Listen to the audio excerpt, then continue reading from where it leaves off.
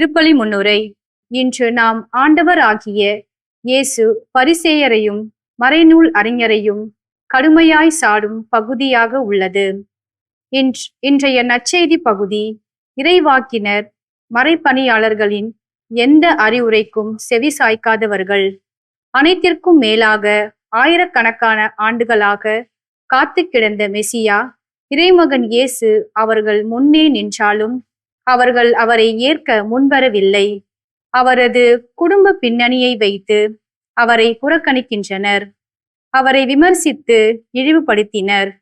இறுதியில் கழுமரத்தை பரிசாக அளித்தனர். இதை முன்னறிந்த இயேசு உலகம் தோன்றியது முதல், அன்று சிந்தப்பட்ட ஆபேலின் இரத்தம் முதல் செக்ரியாவின் இரத்தம் வரை அவர்களின் செயல்களுக்காக அவர்களது இனம் அழியும் என்பதை முன்னுரைக்கின்றனர். சட்டத்தின் காவலர்களாக தங்களை காட்டிக்கொண்ட பரிசேயரையும் மறைநூல் அறிஞரையும் அவற்றை கடைபிடிப்பது இல்லை. இன்று நாமும் இப்படித்தான் வாழ்கின்றோம். நமது தவற்றை சுட்டி காட்டுவோரை நாம் விரோதிகளாக எண்ணி அவர்களை மன உளைச்சலில் தள்ளி விடுகின்றோம். நாம் அத்தகையோராக இல்லாமல் பாவத்திற்கு உள்ளாகாமல் நல்வாழ்வு வாழ முன்படுவோம். இறைவன் தம் மக்களை மனிதர் வாயிலாக தான் வழிநடத்துகிறார். எனவே பேரின்பம் மீட்பும் உடைய ஆண்டவரையே நம்பியிரு என்ற திருப்பாடல் வழியாக நம்மை இறைவனின் மீட்பு திட்டத்தில் பங்கெடுக்க தேர்ந்தெடுக்கப்பட்டவர்களாக இணைவோம் இக்கல்வாரி திருப்பலியில்.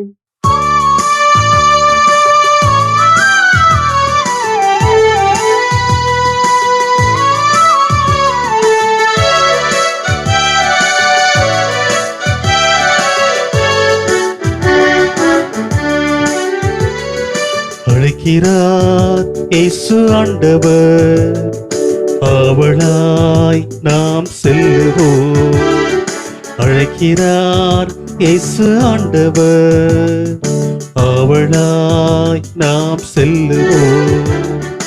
அவர் பலியினில் கலந்திட, அவர் ஒளியினில் நடந்திட, அவர் பலியினில் கலந்திட, அவர் ஒளியினில் நடந்திட, சாட்சிகளாய் என்றும் வாழ்ந்திட இந்நாளிலே அழைக்கிறார் இயேசு ஆண்டவர், ஆவலாய் நாம் செல்லுவோம்.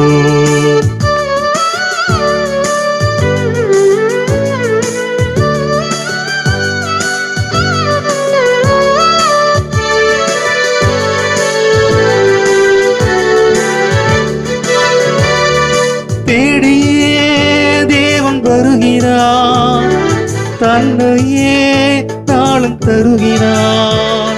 தோள்களில் நம்மை தாங்குவார், துயரினில் அவர் தேற்றுவார். சுமைகளை சுகங்களாக மாற்றுவார், வளமுடன் வாழும் வழியை காட்டுவார். சுமைகளை சுகங்களாக மாற்றுவார், வளமுடன் வாழும் வழியை காட்டுவார். வாருங்களோருடலாய் இணைந்திடுவோம், வானகத் தந்தையை நாம் வணங்கிடுவோம். அழைக்கிறார் இயேசு ஆண்டவர், ஆவலாய் நாம் செல்லுவோம்.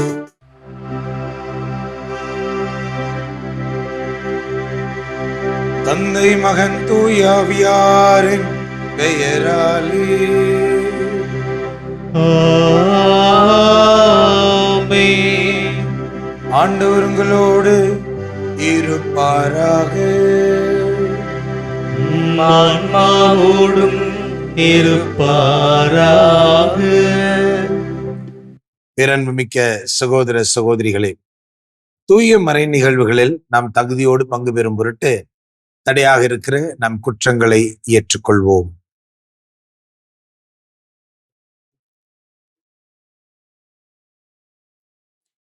எல்லாம் வல்ல இறைவனிடமும் சகோதர சகோதரிகளே உங்களிடமும் நான் பாவியனை ஏற்றுக்கொள்கிறேன். ஏனெனில் என் சிந்தனையாலும் சொல்லாலும் செயலாலும் கடமையை தவறியதாலும் பாவங்கள் பல செய்தேன். என் பாவமே, என் பாவமே, என் பெரும் பாவமே. ஆகையால் எப்பொழுதும் கன்னியான புனித மரியாளையும் வான தூதர்கள் புனித அனைவரையும் சகோதர சகோதரிகளே உங்களை நம் இறைவனாகிய ஆண்டவரிடம் எனக்காக வேண்டிக் கொள்ள மன்றாடுகிறேன். எல்லாம் வல்ல இறைவன் நம் மீது இரக்கம் வைத்து நம் பாவங்களை மன்னித்து நம்மை முடிவிலா நிலைவாழ்வுக்கு அழைத்து செல்வாராக. ஆமென்.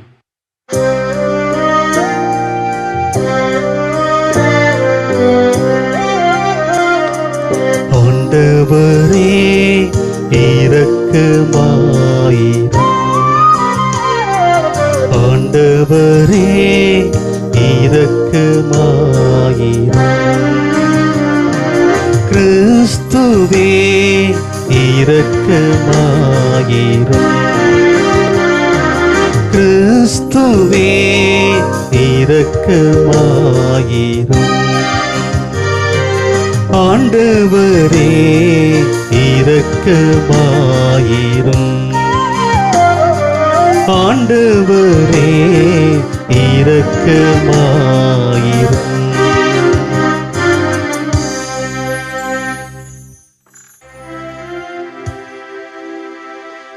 மன்றாடுவோமாக. இறைவா, தூயாவியாரின் ஒளியால் நம்பிக்கையாளர்களின் இதயங்களுக்கு அறிவூட்டுகின்றீரே.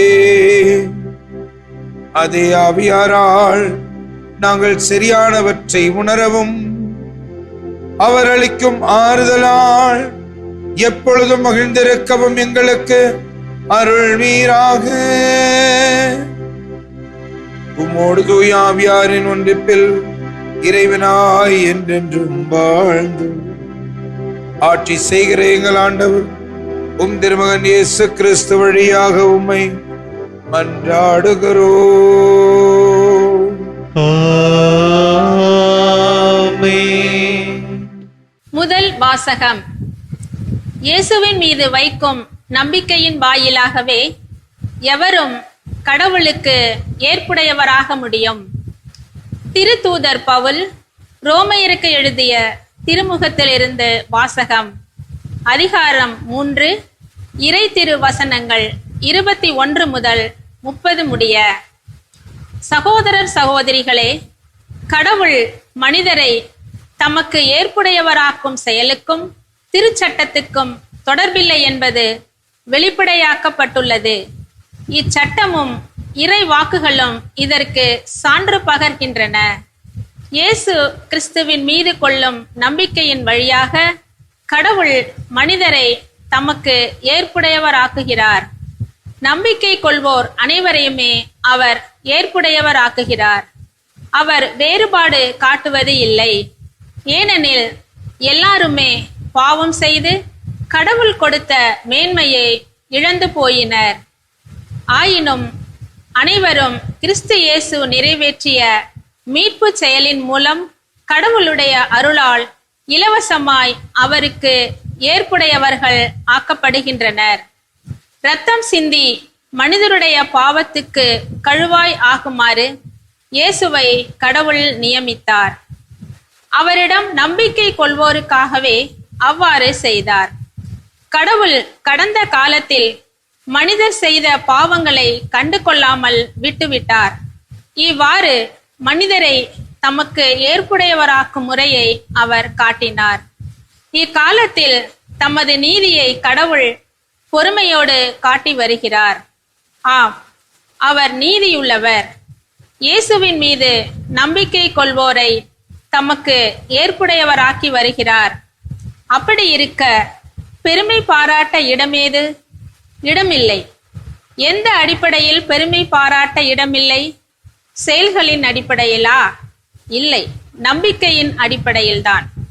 ஏனெனில் திருச்சட்டம் சார்ந்த செயல்களால் அல்ல, இயேசுவின் மீது வைக்கும் நம்பிக்கையின் வாயிலாகவே எவரும் கடவுளுக்கு ஏற்புடையவராக முடியும் என கருதுகிறோம். கடவுள் யூதருக்கு மட்டுமா கடவுள்? பிற இனத்தாருக்கும் அவர் கடவுள் அல்லவா? ஆம், பிற இனத்தாருக்கும் அவரே கடவுள். ஏனெனில் கடவுள் ஒருவரே. விருத்த சேதனம் பெற்றவர்களாயினும் விருத்த சேதனம் பெறாதவர்களாயினும் இயேசுவின் மீது கொள்ளும் நம்பிக்கையின் அடிப்படையில் யாவரையும் கடவுள் தமக்கு ஏற்புடையவர் ஆக்குகிறார். ஆண்டவரின் அருள்வாக்கு. இறைவனுக்கு நன்றி. பதிலுரை பாடல். பல்லவி. பேரன்பும் மீட்பும் உடைய ஆண்டவரையே நம்பியிரு. பேரன்பும் மீட்பும் உடைய ஆண்டவரையே நம்பியிரு. ஆண்டவரே, ஆழ்ந்த துயரத்தில் இருக்கும் நான் உம்மை நோக்கி மன்றாடுகின்றேன். ஆண்டவரே, என் மன்றாட்டுக்கு செவி சாய்த்தருளும். என் விண்ணப்ப குரலை உம்முடைய செவிகள் கவனத்துடன் கேட்கட்டும். பல்லவி. பேரன்பும் மீட்பும் உடைய ஆண்டவரையே நம்பியிரு. ஆண்டவரே, நீர் எம் குற்றங்களை மனத்தில் கொண்டிருந்தால் யாருதான் நிலைத்து நிற்க முடியும்? நீரோ மன்னிப்பு அளிப்பவர், மனிதரும் உமக்கு அஞ்சி நடப்பர். பல்லவி. பேரன்பும் மீட்பும் உடைய ஆண்டவரையே நம்பியிரு. ஆண்டவருக்காக ஆவலுடன் நான் காத்திருக்கின்றேன். என் நெஞ்சம் காத்திருக்கின்றது. அவரது சொற்களுக்காக ஆவலுடன் காத்திருக்கின்றேன். விடியலுக்காய் காத்திருக்கும் காவலரை விட, ஆம், விடியலுக்காய் காத்திருக்கும் காவலரை விட என் நெஞ்சம் என் தலைவருக்காய் ஆவலுடன் காத்திருக்கின்றது. பல்லவி. பேரன்பும் மீட்பும் உடைய ஆண்டவரையே நம்பியிரு.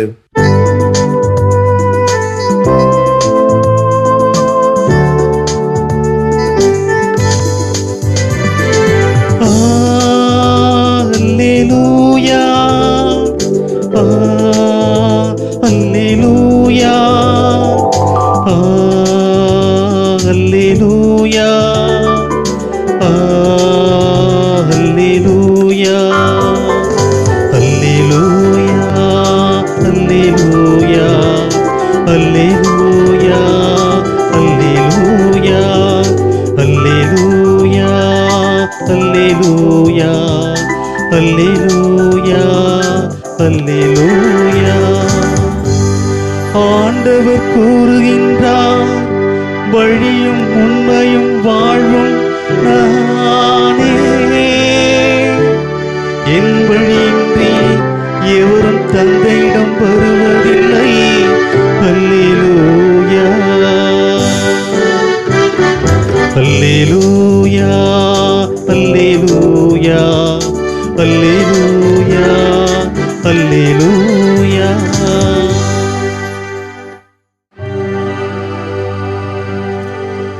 ஆண்டவர் உங்களோடு இருப்பாராக. ஆன்மாவோடும் இருப்பாராக. லூக்கா எழுதிய தூய நற்செய்தியிலிருந்து வாசகம். ஆண்டவரே, மாட்சி உமக்கே. அக்காலத்தில் இயேசு கூறியது, ஐயோ உங்களுக்கு கேடு, ஏனெனில் நீங்கள் இறை வாக்கினருக்கு நினைவு சின்னங்களை எழுப்புகிறீர்கள், ஆனால் அவர்களை கொலை செய்தவர்கள் உங்கள் மூதாதையர்களே. உங்கள் மூதாதையரின் செயலுக்கு நீங்கள் சாட்சியாய் இருக்கிறீர்கள். அவற்றுக்கு உடன்பட்டும் இருக்கிறீர்கள். அவர்கள் கொலை செய்தார்கள், நீங்கள் நினைவு சின்னம் எழுப்புகிறீர்கள். இதை முன்னிட்டே கடவுளின் ஞானம் இவ்வாறு கூறியது,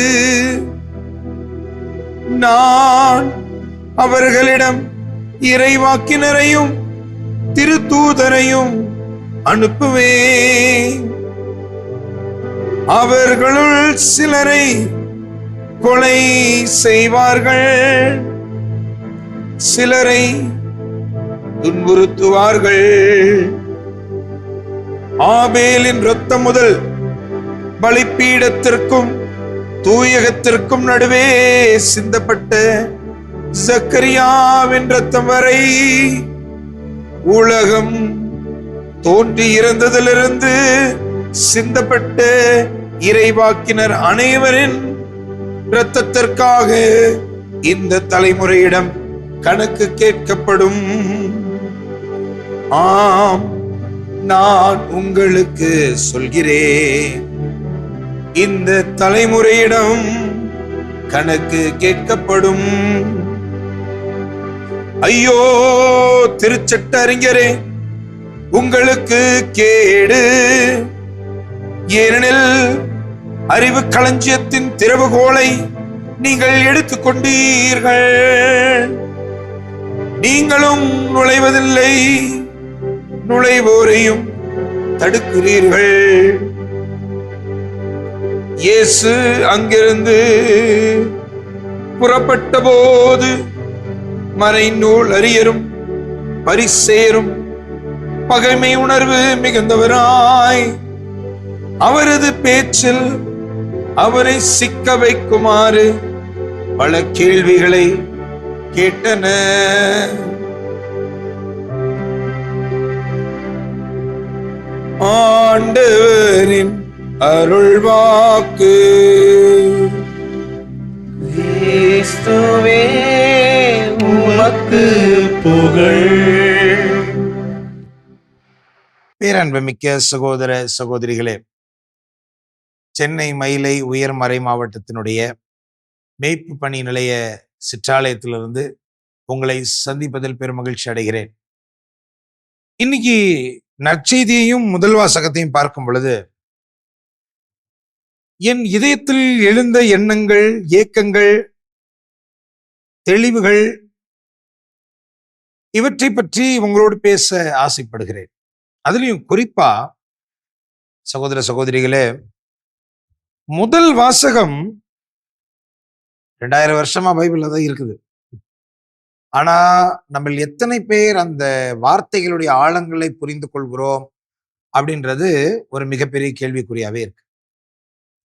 முதலாவது நம்ம பார்க்கிறோம், இப்படிதான் முதல் வாசகம். இன்னைக்கு முதல் வாசகம் தொடங்கியது இப்படிதான். என்ன போட்டிருக்கு? கடவுள் மனிதரை தமக்கு ஏற்புடையவராக்கும் செயலும்,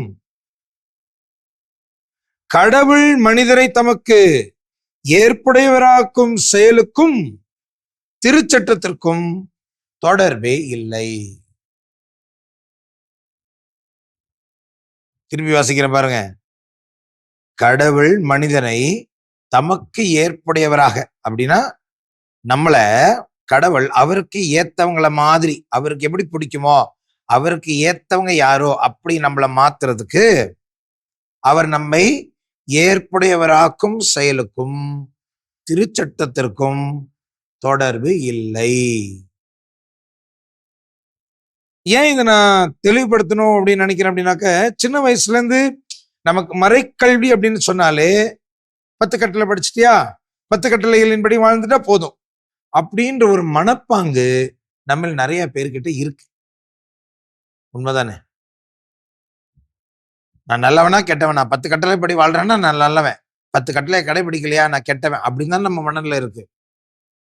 10 கட்டளைகள் தான் திருச்சட்டம். நல்லா புரிஞ்சுக்கோங்க.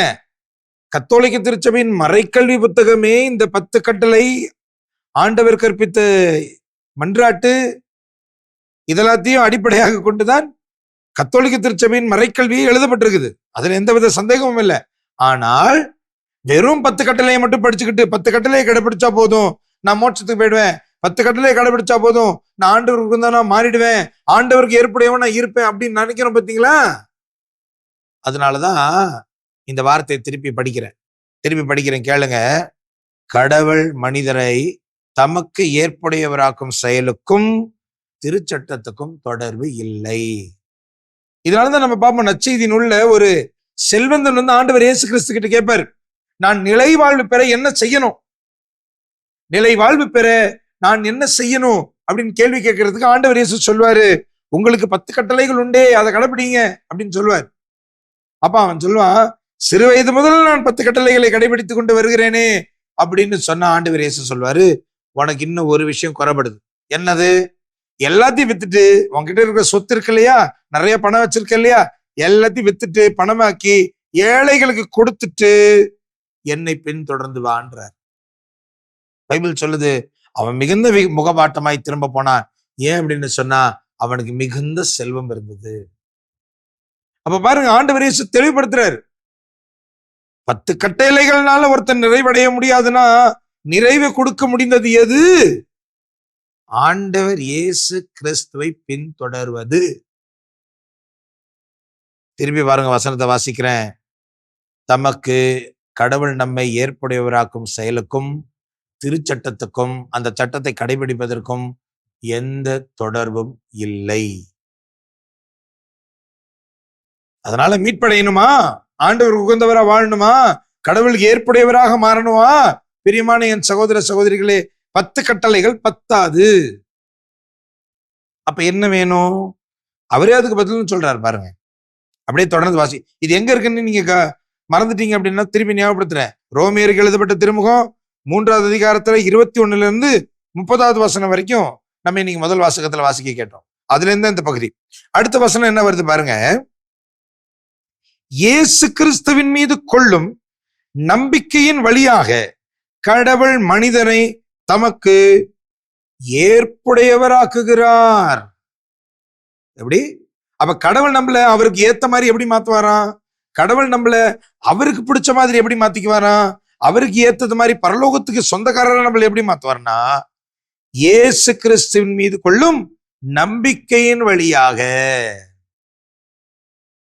நம்பிக்கையின் வழியாக தெளிவா எழுதியிருக்கு. நம்பிக்கை கொள்வோர் அனைவருமே அவருக்கு அவர் ஏற்புடையவராக்குவார். யாரெல்லாம் நம்பிக்கை வச்சிருக்கிறாங்க? யார் மேல? அவர் மேல. இன்னைக்கு பிரியமான சகோதர சகோதரிகளே, கட்டளைகளை கடைபிடிக்கிற கிறிஸ்தவர்கள் நிறைய பேர் இருக்கிறாங்க. ஆனால் ஆண்டவர் மீது நம்பிக்கை கொண்டவர்கள் எத்தனை பேர் இருக்கிறாங்க? நீங்க நல்லா கவனிச்சீங்கன்னா, யோவான் எழுதின நற்செய்தி 1வது அதிகாரம் 11வது வசனத்தையும் 12வது வசனத்தையும் நீங்க பாத்தீங்க அப்படின்னாக்க, ஆண்டவர் இயேசு கிறிஸ்துவை பத்தி அந்த முதல் அதிகாரம், யோவான் எழுதிய நற்செய்தி முதல் அதிகாரம் இறை வார்த்தை பத்தி பேசுது இல்லையா? அப்ப அங்க போட்டிருக்கு, அவர் தமக்குரியவரிடம் வந்தார், அவருக்குரியவர்கள் அவரை ஏற்றுக்கொள்ளவில்லை. யார்கிட்டயோ போல, 3வது மனுஷன் கிட்ட போல, அவரை பத்தி தெரியாதவங்க கிட்ட போல, எப்படி குறையினத்தவரிடம் போல. அவர் தமக்கு உரியவரிடம் வந்தார், அவர் பெயரால் அழைக்கப்பட்டிருக்கிற திரு அவையிடம் வந்தார், அவர் பெயரால் அழைக்கப்பட்டிருக்கிற மக்களிடம் வந்தார். தமக்குரியவர்களோ அவரை ஏற்றுக்கொள்ளவில்லை. 12வது வசனம் என்ன சொல்ல தெரியுமா? ஆனால் யாரெல்லாம் அவர் மீது நம்பிக்கை கொண்டு அவர்களை ஏற்றுக்கொண்டாரோ அவர்களுக்கு கடவுளின் பிள்ளைகளாகவும் உரிமையை கொடுத்தார். அப்ப நல்லா பாருங்க, கடவுளுடைய பிள்ளை ஆகிறதுக்கு நம்ம என்ன செய்ய வேண்டி இருக்குது? இயேசு கிறிஸ்துவின் வார்த்தை ஏற்றுக்கொண்டு அதன் மீது நம்பிக்கை வைக்க வேண்டியிருக்கு. தயவு செய்து நீங்க கோச்சு கொள்ளக்கூடாது, கோபித்துக் கொள்ளக்கூடாது. டெய்லி ஜபம் சொல்றேன், டெய்லி சர்ச்சுக்கு போறேன், டெய்லி பூசையில கலந்துக்கிறேன், இதனால மட்டும் நான் ஆண்டவருடைய பிள்ளை அப்படின்ட்டு மக்களுக்கு நம்ம காட்டிக்கலாம். ஆனா ஆண்டவர் இதுக்கு இதுதான் அப்படின்னு ஒரு அளவுகோல் வச்சிருக்காரு இல்லையா? அந்த அளவுகோல் என்னன்னா, ஆண்டவர் சொல்றாரு பாருங்க, அவருடைய வார்த்தையை ஏற்றுக்கொண்டு அதன் மீது நம்பிக்கை வைக்கிறவர்கள் தான் கடவுளின் பிள்ளைகள் ஆக முடியும். அப்ப கடவுளுக்கு பிள்ளை ஆகணும்னா நம்பிக்கை முக்கியம். இன்னைக்கு கிறிஸ்தவர்களுக்கு நம்பிக்கை உண்டு, ஆனா எதுல உண்டு அப்படின்றது கேள்விக்குறி. நான் பார்க்கிறேன், ஒரு சில சகோதரர் என்கிட்ட சொல்லுவாங்க, நான் ஒரு வேண்டுதலை வச்சிருக்கிறேன், அந்த கோயிலுக்கு போனா எனக்கு அது நடந்துரும். எப்படி? அந்த கோயிலுக்கு போனா அது எனக்கு நடந்துரும். நான் ஒரு வேண்டுதல் வச்சிருக்கிறேன், நான் சனிக்கிழமை காலையில விடியறதுக்கு முன்னாடி ஏஞ்சி ஜெபம் பண்ணிட்டா எனக்கு அது நடந்துரும். நான் ஒரு வேண்டுதல் வச்சிருக்கிறேன், நான் இந்த கோயிலுக்கு நடந்தே போனா அது நடந்துரும் அப்படின்லாம் ஒரு சில பேர் சொல்றாங்க. உண்மையா? அவங்களுக்கு ஒரு அனுபவம் இருக்கு. அவங்க ஜெபம் பண்ணியிருப்பாங்க, கோயில்களுக்கு போயிருப்பாங்க, பொறுத்தலறையை வச்சிருப்பாங்க, அந்த பொறுத்தலர்கள் நிறைவேறதுனால அவங்களுக்கு ஒரு அனுபவம் இருக்கு. அவங்க சொல்றது சரிதான், நான் அது இல்லைன்னுலாம் சொல்லல. ஆனா ஒரு விஷயம் நீங்க கவனிக்கணும், இவங்க நடந்து போறதுனாலதான் அந்த அற்புதம் நடந்துச்சா? இவங்க ஒரு பர்டிகுலர் கோயிலுக்கு போறதுனாலதான் அந்த அற்புதம் நடந்துச்சா? இவங்க ஆண்டவர்கிட்ட ஒரு பர்டிகுலர் நேரத்துல விடிய காலையில 3 மணிக்கு எழுந்து ஜெபம் பண்ணதுனாலதான் அந்த காரியம் நடந்ததா? இல்ல ஆண்டவர் இறக்கம் வச்சதுனால அது அவங்களுக்கு நடந்துச்சா? நான் கேட்கிற கேள்விக்கு வித்தியாசம் தெரியுதா? நான் செய்த செயலினால் எனக்கு நன்மை நடந்ததா? ஆண்டவர் என் மீது வைத்திருக்கிற இரக்கத்தினால் எனக்கு நன்மை நடந்ததானா? ஆண்டவர் வசனம் பைபிள் தெளிவாய் சொல்லுகிறது, எந்த செயலினாலும் ஆண்டவரை அவருக்கு உகந்தவராய் நம்மை மாற்றும்படி நம்ம அவரை வலுப்படுத்த முடியாது. திருப்பி கீழே எழுதியிருக்கு பாருங்க, ஏனெனில் திருச்சட்டம் சார்ந்த செயல்களால் அல்ல, கிறிஸ்துவின் மீது வைக்கும் நம்பிக்கையின் வழியாகவே எவரும் கடவுளுக்கு ஏற்புடையவராக முடியும். செயல்களால் அல்ல, அதுவும் சட்டம் சார்ந்த செயல்களால் அல்ல, ஆண்டவர் இயேசு கிறிஸ்துவின் மீது நம்பிக்கை வைக்கிறதுனாலேயே ஒருவர் கடவுளுக்கு உகந்தவராய் ஏற்புடையவராய் ஆக மாற முடியும். எனக்கு பிரியமான சகோதர சகோதரிகளே, இவங்க சொன்னாங்க அவங்க சொன்னாங்கன்னு நிறைய விஷயங்கள் கேட்கிறோம். இன்னைக்கு நம்மளுடைய தினசரி ஜப வாழ்க்கையிலையும் பார்த்தா எங்க தாத்தா சொல்லி கொடுத்தாங்க, பாட்டி சொல்லி கொடுத்தாங்க, எங்க முன்னோர்கள் சொல்லி கொடுத்தாங்க, இது எங்களுடைய பரம்பரை வழக்கம், பழக்க வழக்கம், இந்த மாதிரி நிறைய பரம்பரை வழக்கங்களை வைத்திருக்கிறோம். அதில் தவறு அப்படின்னு நான் சொல்றதுக்கு ஒண்ணுமில்லை. அந்த பரம்பரை வழக்கங்களை எல்லாம் கடைபிடியுங்கள். ஆனால் ஒரே ஒரு கேள்விக்கு மட்டும் நீங்கள் விடை தேட வேண்டும். ஆண்டவருக்கு இது பிரியமாய் இருக்கிறதா? நான் செய்கிற செயல்கள் ஆண்டவருடைய பார்வையில் மேன்மை மிக்கதாக இருக்கிறதா? இறை வார்த்தையில் ஆண்டவர் இதைத்தான் விரும்புகிறாரா? ஆண்டவர் தெளிவா சொல்றாருங்க, நம்பிக்கை இருந்தா நான் மீட்குவேன். எபேசியருக்கு எழுதப்பட்ட திருமுகத்துல 2வது அதிகாரம் 8வது வசனம் சொல்லுகிறது, அதே அருளால், நல்ல கவனிங்க, அதே அருளால் நீங்கள் நம்பிக்கையின் வழியாக மீட்கப்பட்டீர்கள். அதே அருளால், எந்த அருளால்? இங்க போட்டிருக்கு இல்லையா, அவர் நம்மளை ஏற்புடையவர் ஆக்குவார்னு போட்டிருக்கு இல்லையா, அதே அருளால் நம்பிக்கையின் வழியாக. அப்படின்னா அவர் சொன்ன வார்த்தை மீது நீங்க நம்பிக்கை வச்சீங்கன்னா நீங்கள் மீட்கப்படுவீர்கள். அதே அருளால் நம்பிக்கையின் வழியாக நீங்கள் மீட்கப்பட்டீர்கள். இது உங்கள் செயல் அல்ல, கடவுளின் கொடை. படிச்சு பாருங்க, எபேசியருக்கு எழுதப்பட்ட திருமுகம் 2வது அதிகாரம் 8வது வசனம். இது உங்கள் செயல் அல்ல, கடவுளுடைய கொடை. நம்ம செய்யறது இல்லைங்க, அவர் நம்ம மேல இரக்கம் வச்சு அவரை இலவசமாய் கொடுக்கிற ஒரு கொடை. எனக்கு பிரியமான சகோதர சகோதரிகளே, ஆண்டவரை சந்தோஷப்படுத்துறதுக்கு இதை செஞ்சா அவர் சந்தோஷமாயிடுவார், அதை செஞ்சா சந்தோஷமாயிடுவார். இல்ல, அவர் விரும்புறது ஒண்ணே ஒண்ணு, என்ன நம்புங்கிற. அவரை நம்பினா போதும், அவருக்கு எப்படி பிடிக்குமோ அதுக்கேற்ற மாதிரி அவரை நம்மளை மாத்துவார். நீங்க கொஞ்சம் யோசிச்சு பாருங்களேன், பொய் சொல்லக்கூடாதுன்னு நினைக்கிறோம், கடந்து வந்துட்டோமா? புரணி பேசக்கூடாதுன்னு நினைக்கிறோம், யாராவது ஒருத்தர் நான் பொய் சொல்ல ஆசைப்படுறேன்னு இருப்போமா? யாராவது ஒருத்தர் நான் புரணி பேச ஆசைப்படுவேன்னு உட்கார்ந்து இருப்போமா? எத்தனையோ பாவங்கள்ல இருந்து வெளியில வரணும் துடிக்கிறோம், என்னென்னமோ பண்றோம், பாவ சங்கீதம் பண்றோம், ஜபம் பண்றோம், ஜபமாலை பண்றோம், சிலுவை பாதை பண்றோம், புனித யாத்திரைகளுக்கு போறோம், என்னென்னமோ பண்ணி பார்த்துட்டோம். ஒரு சில பாவ இயல்புகள் நம்மளை விட்டு வெளியில போகவே இல்லை. ஏன் தெரியுமா? போனா போவாது, ஆண்டவரை எடுத்தாதான் அது போகும். நாம் நம்மை மீட்க முடியாது. பண்ண முடிஞ்சதை என்னைக்கோ பண்ணியிருப்போமே, பாவத்திலிருந்து வெளியே வர முடிஞ்சதை என்னைக்கோ வெளில வந்திருப்போமே. நல்லா புரிஞ்சுக்கோங்க, நம்மளால வர முடியாது, அவர் வெளியில எடுத்தா உண்டு, அவரால் அது முடியும். அவர் சொல்றாரு நான் செய்வேங்கிற. எப்போ? அவரை நம்புனா அவர் செய்வார். நம்ம சாமர்த்தியத்தை நம்பி, நம்மளுடைய ஸ்ட்ரென்த்தை, நம்ம பலத்தை நம்பினா ஒண்ணு நடக்காது. அவரை நம்பினா அவர் செய்வார். அவரால் செய்ய முடியும், அவர் செய்வேன்னு சொன்னார். ஆக எனக்கு பிரியமான சகோதர சகோதரிகளே, முதல் பாயிண்ட் மறந்துடாதீங்க, கடவுள் மனிதரை தமக்கு ஏற்புடையவராக்கும் செயலுக்கும் திருச்சட்டத்துக்கும் தொடர்பு இல்லை. இது ஃபர்ஸ்ட் பாயிண்ட். 2வது பாயிண்ட் என்னது? இயேசு கிறிஸ்துவின் மீது உள்ள நம்பிக்கையின் வழியாக நாம் அனைவரும் மீட்கப்படுவோம். திருப்பி வாசிக்கிற பாருங்க, இயேசு கிறிஸ்துவின் மீது கொள்ளும் நம்பிக்கையின் வழியாக கடவுள் மனிதரை தமக்கு ஏற்புடையவராக்குகிறார். நம்பிக்கை கொள்வோர் அனைவரையும் அவர் ஏற்புடையவராக்குவார், எல்லாரையும் ஆக்குவார். விட மாட்டார், ஒருத்தர் 2 பேர் விடவே மாட்டார். எல்லாரையும் அவருக்கு உகந்தவராய், அவருக்கு ஏற்புடையவர்களாய் அவர் மாற்றுவார்.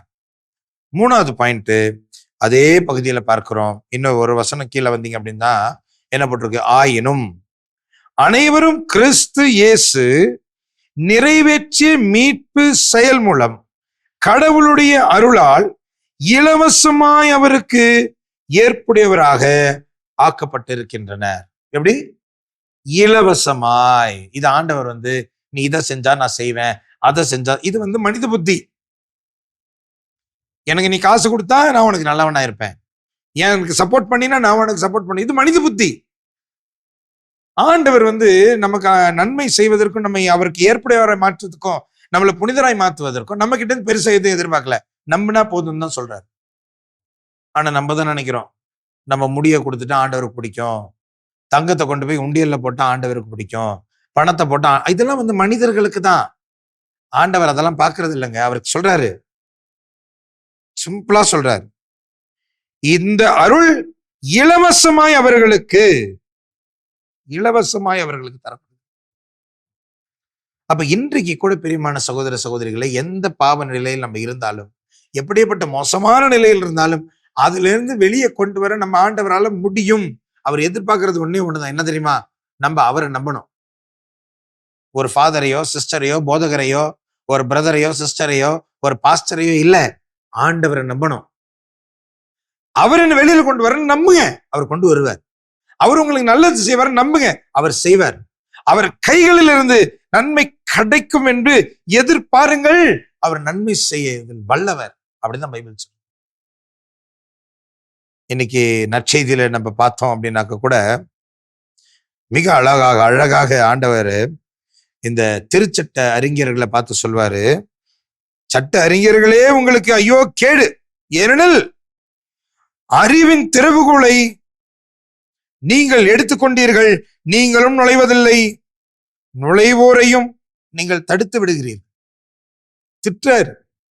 ஏன் திட்டாருன்னா பாருங்களேன், பைபிளை பத்தி சும்மா அறிவு இருந்தா பத்தாதுங்க. பைபிளை பத்தி கோர்ஸ் படிச்சுட்டா பத்தாது. நீங்க தியாலஜி படிச்சிருக்கலாம், மறைமாவட்டம் நடத்துற பைபிள் கோர்சஸ்ல போய் படிச்சிருக்கலாம், டிப்ளமா படிச்சிருக்கலாம், சர்டிபிகேட் கோர்ஸ் படிச்சிருக்கலாம், பைபிளை நீங்க 10 தடவை மேல கீழே படிச்சிருக்கலாம், பைபிளை நீங்க கைப்பட கூட உட்காந்து எழுதியிருக்கலாம். சமீபத்துல ஒரு செய்தி கேள்விப்பட்டேன். சிவகங்கை மாவட்டத்துல ஒரு சகோதரி விவிலியம் முழுவதையும் தன் அவருடைய கைகளால எழுதி 1000க்கு பரிசாக கொடுத்ததா நான் கேள்விப்பட்டேன். நல்லது செய்யுங்க, ஆனா புரிஞ்சுக்கொள்ளுங்க, விவிலியத்தை எழுதுவதனாலேயோ விவிலியத்தை வாசிப்பதனால் மட்டுமோ விவிலியத்தில் இருக்கிற பாடங்களை படிப்பதனால் மட்டுமோ பட்டங்களை பெறுவதனால் மட்டுமோ நாம் மீட்படைய முடியாது. அதில் எழுதியுள்ள வார்த்தைகளை விசுவாசத்துடன் நம்பிக்கையுடன் ஏற்றுக்கொண்டு அதன்படி நம்ம வாழ்க்கையை வாழணும். அந்த வாழ்க்கை மாற்றம், அந்த மனமாற்றம் தான் நம்மை கடவுளுக்கு ஏற்புடையவராய் மாற்றுகிறது. பாருங்க, அவர் சொல்றாரு, மறைநூல் அறிஞர்களே நீங்கள் திறவுகோல்களை கைகளில் வைத்திருக்கிறீர்கள், நீங்களும் உள்ள நுழைய மாட்டீங்க, மற்றவனையும் நுழையோட மாட்டீங்க. இன்னைக்கு நிறைய கிறிஸ்தவர்கள் இப்படி இருக்கிறாங்க. அவங்களும் பைபிளை கடைபிடிக்க மாட்டாங்க, அவங்களும் விசுவாச வாழ்க்கை வாழ்றது இல்லை, மற்றவனையும் வாழ்றது இல்லை. தயவுசெய்து அப்படி பண்ணாதீங்க. இறை வார்த்தையின்படி வாழ வேண்டும் என்பதை ஒரு வைராக்கியமாக எடுத்துக்கொள்ளுங்க.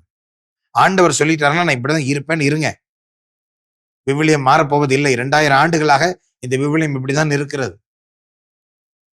இறை வார்த்தையை நம்பி வாழ கற்றுக்கொள்வோம்.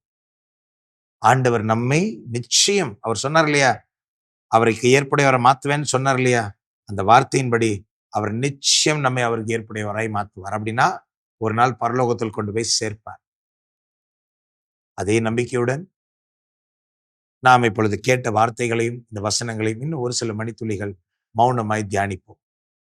இந்த வார்த்தைகள் நம்மை புடமிட்டு ஆண்டவருக்கு ஏதுவாய் நாம் மாறும் பொருட்டு நமக்கு தூண்டுதலை கொடுக்க இந்த நேரத்தில் அமைதியாய் ஒரு சில மணித்துளிகள் தியானித்து ஜெபிப்போம்.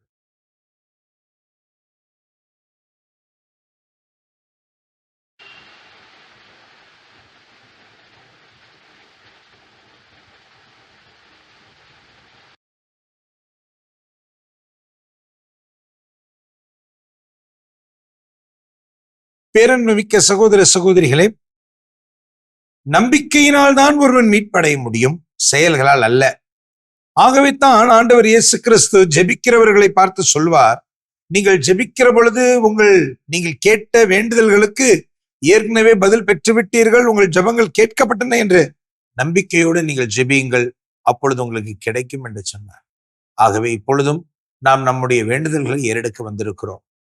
நாம் கேட்கும் ஜெபங்கள் எல்லாவற்றுக்கும் விண்ணகத்திலிருந்து நாம் கேட்டு முடிப்பதற்குள் பதில் வருகிறது என்ற நம்பிக்கையுடன் நம்முடைய ஜெபங்களை ஏறெடுப்போம். அன்பின் இறைவா, திரு அவையின் தலைவர்கள் சந்திக்கும் அனைத்து சவால்களிலும் நீரே உமது ஆற்றலையும் வல்லமையையும் அவர்களுக்கு அளித்து அன்று மோசேயின் கரங்களை உயர்த்தி பிடித்து வெற்றி அளித்ததை போன்று அவர்கள் ஆற்றிடும் மறைப்பணியை உமது கரத்தால் தாங்கி பிடித்து இறை ஆட்சியை கட்டும் பணியை அவர்கள் செவனே ஆற்றிட வேண்டும் என்று ஆண்டவரே உம்மை மன்றாடுகின்றோம். ஆண்டவரே எங்கள் மன்றாட்டை கேட்டருளும். அன்பின் இறைவா, நாங்கள் சிறு வயது முதல் கற்றறிந்த திருமறை நூலில் ஞானத்தையும் இறை தூண்டுதலையும் ஏற்று வாழ்வில் கடைபிடித்து அது காட்டும் நெறியில் உமக்கு சான்று பகரும் வண்ணம் உமது விழுமியங்களை வாழ்ந்திடும் வரமருள வேண்டும் என்று ஆண்டவரே உம்மை மன்றாடுகின்றோம். ஆண்டவரே எங்கள் மன்றாட்டை கேட்டருளும். அன்பின் இறைவா, எங்கள் அன்றாட வாழ்வு சூழலில் நாங்கள் தவறி விழும்போது எங்களுக்கு கற்பிப்பதற்கும் கண்டிப்பதற்கும் எங்கள் வாழ்வை சீராக்குவதற்கும் நேர்மையாக வாழ்வதற்கும் உம்மால் அருளப்பட்டுள்ள இறை வார்த்தை எங்களை வழிநடத்தும் போது நாங்கள் அதற்கு செவி சாய்த்து அது எங்களுக்கு காட்டும் செம்மையான நேரிய பாதையில் வாழ்ந்திடும் வரமருள வேண்டும் என்று ஆண்டவரே உம்மை மன்றாடுகின்றோம். ஆண்டவரே எங்கள் மன்றாட்டை கேட்டருளும். அன்பின் இறைவா, உம்மை நோக்கி கூக்குரலிடும் போது அதனை கேட்டு நீதி வழங்குகிறீர் என்பதை அறிந்துள்ள நாங்கள் எங்களது அனைத்து தேவைகளின் போதும் துன்ப துயரங்களின் போதும் உம்மை நோக்கி பார்த்து நம்பிக்கையோடு எங்கள் இறை வேண்டல்களை சமர்ப்பிக்கும் போது நீர் எங்கள் விண்ணப்பங்களுக்கு செவி சாய்த்து எங்களை உமது அருளாலும் ஆசிராலும் நிரப்பிட ஆண்டவரே உம்மை மன்றாடுகின்றோம். ஆண்டவரே எங்கள் மன்றாட்டை கேட்டருளும். நம்பிக்கையை கொடையாக வழங்குகின்ற எங்கள் நல்ல இறைவனே, இதோ உம்மீது கொண்டிருக்கிற நம்பிக்கையினாலும் உம்மீது கொண்டிருக்கிற அளப்பற்ற அன்பினாலும் நாங்கள் ஏறெடுத்த இந்த இறை வேண்டல்களையும் திருப்பாதத்தில் அர்ப்பணிக்கிறோம். நீர் ஏற்கனவே இதற்கு பதில் கொடுத்து விட்டீர்கள் என்ற நம்பிக்கையோடு உமது பலிபீடத்தில் இவற்றை குவித்து வைக்கிறோம். என்றென்றும் எங்கள் ஜெபம் கேளும் நல்ல இறைவா.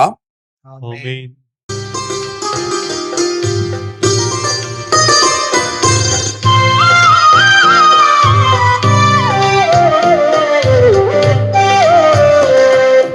என்னை மறவாமல் நீ அன்பு செய்தாய், உனக்கென்ன கைமாறு நான் செய்வேன்.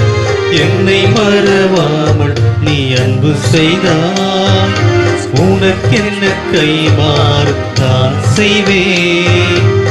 காற்றும் நீயே, கடலும் நீயே, கருணை நீயே, கழிவும் நீயே, அன்பென்னும் சங்கமத்தில் நன்றி காணிக்கை, எந்த அன்பு காணிக்கை, எந்த நன்றி காணிக்கை. என்னை மறவாமல் நீ அன்பு செய்தாய்.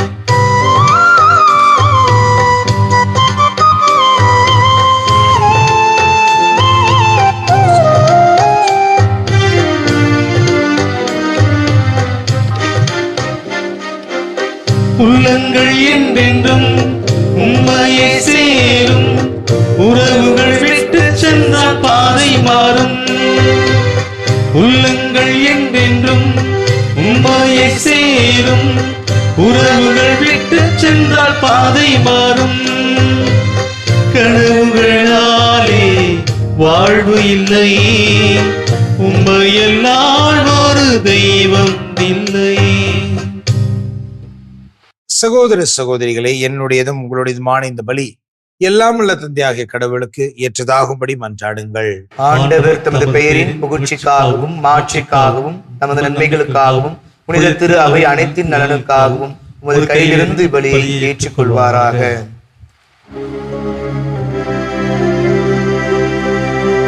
ஆண்டவரே, நாங்கள் ஒப்புக் கொடுக்கும் இந்த காணிக்கைகளை புனிதப்படுத்த உம்மை வேண்டுகிறோம்.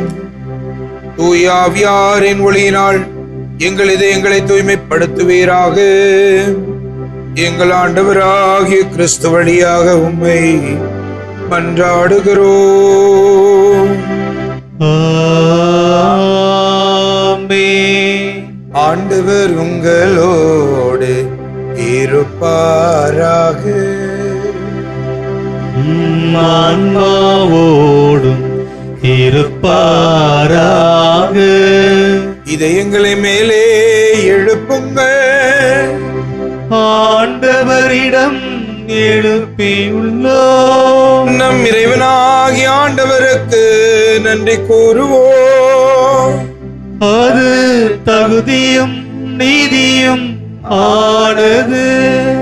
ஆண்டவரே, தூயவரான தந்தையே, என்றும் உள்ள எல்லாம் வல்ல இறைவா, என்னாலும் எங்கள் ஆண்டவர் கிறிஸ்து வழியாக என்னாலும் எவ்விடத்தில் நாங்கள் உமக்கு நன்றி செலுத்துவது மெய்யாகவே தகுதியும் நீதியுமாகும். எங்கள் கடமையும் மீட்புக்கு உரிய செயலுமாகும். கிறிஸ்துவின் உலகம் அனைத்துக்கும் மேலாக ஏறி சென்று உமது வலப்பக்கத்தில் அமர்ந்து வாக்களிக்கப்பட்ட தூய ஆவியாரை நீ சொந்தமாக்கி கொண்ட பிள்ளைகள் மீது பொழிந்தருளினார். ஆகவே நாங்கள் என்றும் என்றென்றுமான தூதரணிகள் அனைத்தோடும் சேர்ந்து இதை பற்றுதலோடு உமது புகழை பாடி குரல் எழுப்பி பாடுவதாவது: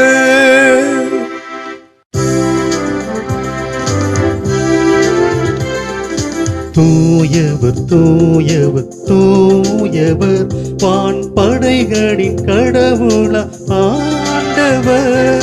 விண்ணகமும் மன்னகமும் உமது மாட்சியால் நிறைந்துள்ளன. உன்னதங்களிலே ஓசன்னா, உன்னதங்களிலே ஓசன்னா. ஆண்டவர் பெயரால் வருகிறவர் ஆசீர் பெற்றவர்.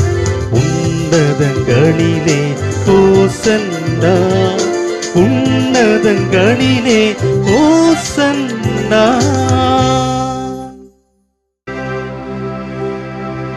ஆண்டவரே, நீ மெய்யாகவே தூயவர், தூய்மை அனைத்திற்கும் ஊற்று. ஆகவே உம்முடைய ஆவியை பொழிந்து இக்காணிக்கைகளை தூய்மைப்படுத்த உம்மை வேண்டுகிறோம். இவ்வாறு எங்கள் ஆண்டவராகிய இயேசு கிறிஸ்துநாதனுடைய திரு உடலும் திரு ரத்தமுமாக எங்களுக்கு இவை மாறுவனவாக. அவர் பாடுபட உலங்கணிந்து தம்மை கையளித்த போது அப்பத்தை எடுத்து நன்றி செலுத்தி அதை பெற்று தம் சீடர்களுக்கு அளித்து கூறியதாவது: அனைவரும் இதிலிருந்து பெற்று உண்ணுங்கள், ஏனெனில் இது உங்களுக்காக கையளிக்கப்படும் என் உடல்.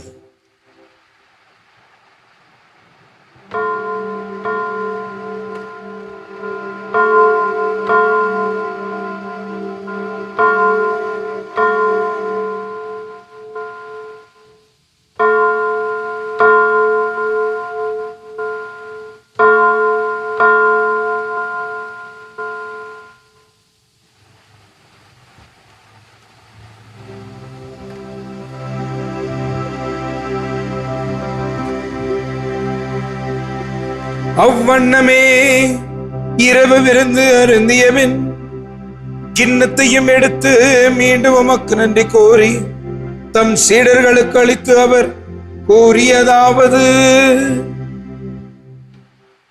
அனைவரும் இதிலிருந்து பெற்று பருகுங்கள், ஏனெனில் இது புதிய நிலையான உடன்படிக்கைக்கு உரிய என் இரத்தத்தின் கிண்ணம். இது பாவ மன்னிப்புக்கென்று உங்களுக்காகவும் பலருக்காகவும் சிந்தப்படும். இதை என் நினைவாக செய்யுங்கள்.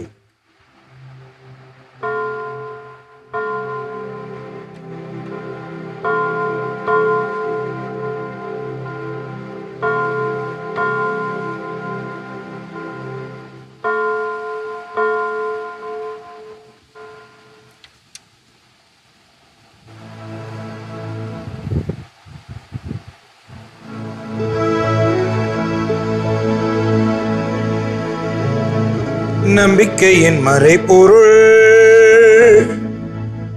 ஆண்டவரே, நீர் வருமளவும் உமது இறப்பினை அறிக்கையிடுகின்றோ, உமது உயிர்ப்பினையும் எடுத்துரைக்கின்றோ. ஆகவே ஆண்டவரே, நாங்கள் கிறிஸ்துவின் இறப்பினையும் உயிர்ப்பின் நினைவு கூர்ந்து வாழ்வு தர்மப்பத்தையும் மீட்பளிக்கும் கிண்ணத்தையும் உமக்கு ஒப்புக் கொடுக்கிறோம். உம் திருமுனின்று ஊழியம் புரிய தகுந்தவர்கள் எங்களை ஏற்றுக்கொண்டே, எனவே உமக்கு நன்றி செலுத்துகிறோம். மேலும் கிறிஸ்துவின் உடலிலும் இரத்தத்திலும் பங்கு கொள்ளும் எங்களை தூய் ஆவியார் உண்டு சேர்க்க வேண்டும் என உம்மை தாழ்மையுடன் மன்றாடுகிறோம். ஆண்டவரே, உலகெங்கும் பரவி இருக்கும் அது திரு அவை நினைவு கூர்ந்தருளும். எங்கள் திருத்தந்தை லியோ, எங்கள் ஆயர் ஜார்ஜ், எல்லா திருநிலையினராகிய அனைவரோடும் உமது திரு அவை அன்பில் நிறைவு பெறச் செய்தருளும். மேலும் உயிர்த்தலும் எதிர்நோக்குடன் துயல் கொள்ளும் எங்கள் சகோதர சகோதரிகளையும் இறந்தோர் அனைவரையும் இரக்கத்தோடு நினைவு கூர்ந்து உமது திருமுக ஒளியினுள் ஏற்றருளும். எங்கள் அனைவரின் மீதும் இரக்கமாயிரும்.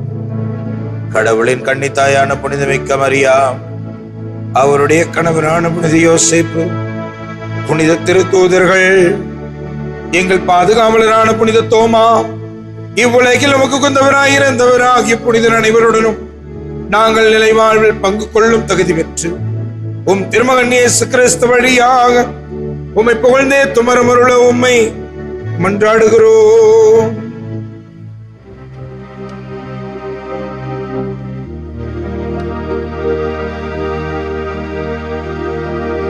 இவர் வழியாக இவரோடு இவரில் எல்லாம் வல்ல இறைவனாகிய தந்தையே,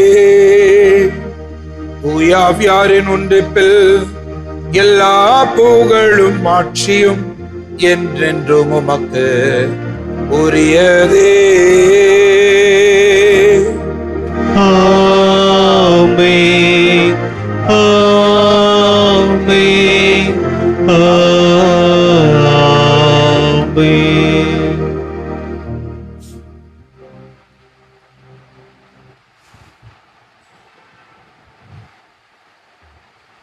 மீட்பரின் கட்டளையால் கற்பிக்கப்பட்டு இறை படிப்பினையால் பயிற்சி பெற்ற நாம் துணிந்து சொல்வோம். விண்ணுலகில் இருக்கிற எங்கள் தந்தையே, உமது பெயர் தூயதென போற்றப் பெறுக. உமது ஆட்சி வருக. உமது திருவுளம் விண்ணுலகில் நிறைவேறுவது போல மண்ணுலகிலும் நிறைவேறுக. எங்கள் அன்றாட உணவை இன்று எங்களுக்கு தாரும். எங்களுக்கு எதிராக குற்றம் செய்வோரை நாங்கள் மன்னிப்பது போல எங்கள் குற்றங்களை மன்னியும். எங்களை சோதனைக்கு உட்படுத்தாதையும் தீமையிலிருந்து எங்களை விடுவித்தருளும். ஆண்டவரே, தீமை அனைத்திலிருந்து எங்களை விடுவித்து எங்கள் வாழ்நாளில் அமைதியை கனிவோடு அருளும் மன்றாடுகிறோம். உமது இரக்கத்தின் உதவியால் நாங்கள் பாவத்திலிருந்து எப்போது விடுதலை பெற்று யாது கலக்கமும் இன்றி நலமாயிருப்போமாக. நாங்கள் எதிர்நோக்கி இருக்கும் பேரின்பத்திற்காகவும் எமீப்பராகி இயேசு கிறிஸ்துவின் வருகைக்காகவும் காத்திருக்கின்றோம். ஏனெனில் ஆட்சியும் வல்லமையும் மாட்சியும் என்றென்றும் உமதே. ஆண்டவரே இயேசு கிறிஸ்துவே, அமைதியே உங்களுக்கு விட்டு செல்கிறேன், என் அமைதியே உங்களுக்கு அளிக்கிறேன் என்று உம் திருத்தூதர்களுக்கு மொழிந்தீரேன். எங்கள் பாவங்களை பாராமல் திரு அவையின் நம்பிக்கையே கண்ணோக்கி உமது திருவுளத்துக்கேற்ப அதற்கு அமைதியையும் ஒற்றுமையும் அளித்தருள்வீராக. என்றென்றும் வாழ்ந்து ஆட்சி செய்கின்றவர் நீரே. ஆமென். ஆண்டவருடைய அமைதி உங்கள் அனைவரோடும் இருப்பதாக, ஆன்மாவோடும் இருப்பதாக. ஒருவருக்கொருவர் கிறிஸ்துவின் அமைதி அறிவித்துக் கொள்வோம். அமைதி.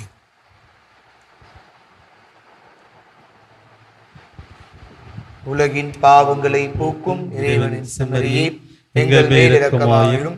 உலகின் பாவங்களை போக்கும் இறைவனின் செம்மறியே, எங்கள் மேல் இரக்கமாயிரும்.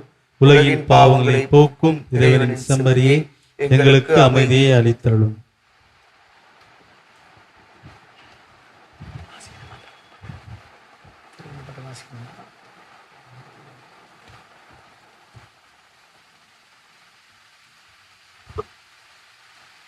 இதோ இறைவனின் செம்மறி, இதோ உலகின் பாவங்களை போக்குகிறவர்.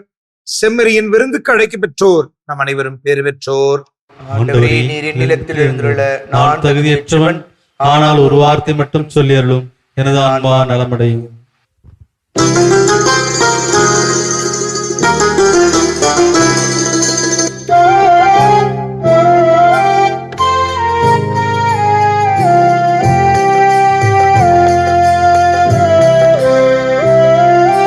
வாழ்வாக நீயாக வேண்டும்,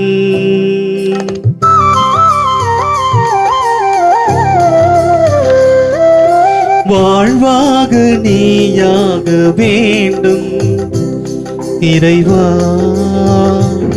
இறைவா, நீயாக நான் மாற வேண்டும். இறைவா, நீயாக நான் மாற வேண்டும். வாழ்வாக நீயாக வேண்டும்.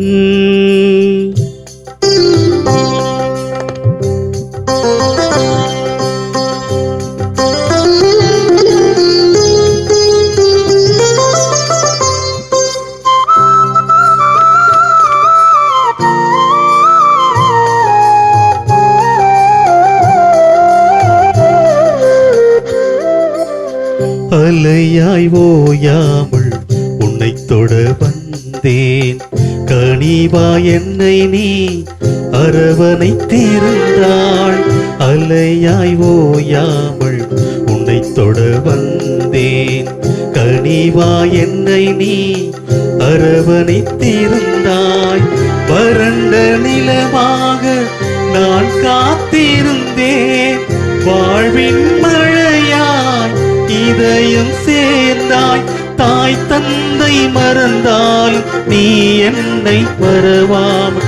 தாய் தந்தை மறந்தாலும் நீ என்னை மறவாமல். தேடி வந்தாய், புது வாழ்வு தந்தாய். வாழ்வாக நீயாக வேண்டும். இறைவா இறைவா, நீயாக நான் மாற வேண்டும். இறைவா, நீயாக நான் மாற வேண்டும்.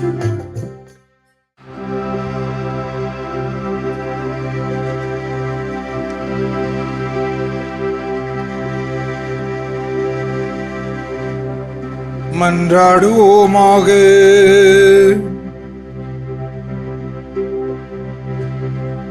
ஆண்டவரே,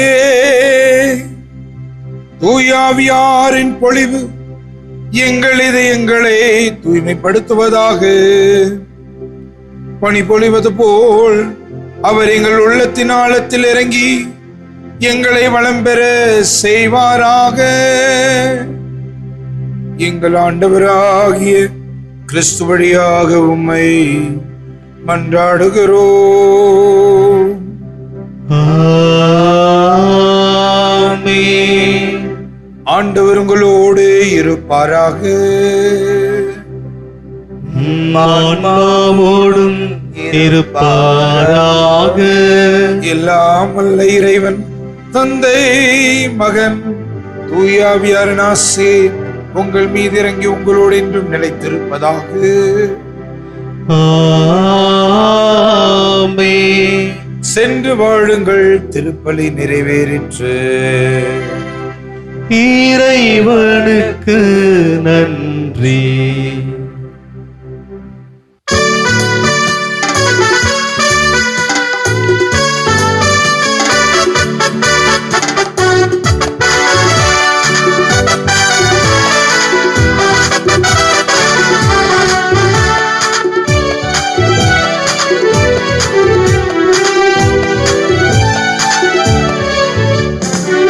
நன்றியால் துதித்தாடு நம் இயேசுவை நாவாலே என்று பாடு.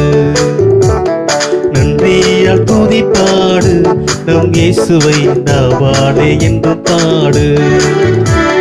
வல்லவர் நல்லவர் போதுமானவர், வார்த்தையின் உண்மை உள்ளவர். வல்லவர் நல்லவர் போதுமானவர், வார்த்தையின் உண்மை உள்ளவர்.